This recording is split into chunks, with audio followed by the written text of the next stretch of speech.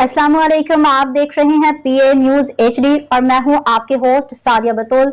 शामिल करते हैं आज की अहम खबरें। इस्लामाबाद वज़ीर-ए-आज़म शहबाज शरीफ और फील्ड मार्शल सैयद आसिम मुनीर ने कोयटा का दौरा किया। खुजदार बस हमले किए मुतासरीन और ज़ख्मी बच्चों से मुलाकात की। वज़ीर आज़म ऑफिस की जानिब से जारी एलामिया में कहा गया कि वज़ीर आज़म शहबाज शरीफ और फील्ड मार्शल सैयद आसिम मुनीर ने कोयटा का दौरा किया। खुजदार बस हमले के मुतासरीन और ज़ख्मी बच्चों से मुलाकात की। वज़ीर दिफा, वज़ीर दाखिला, वज़ीर इत्तलात भी उनके हमरा थे।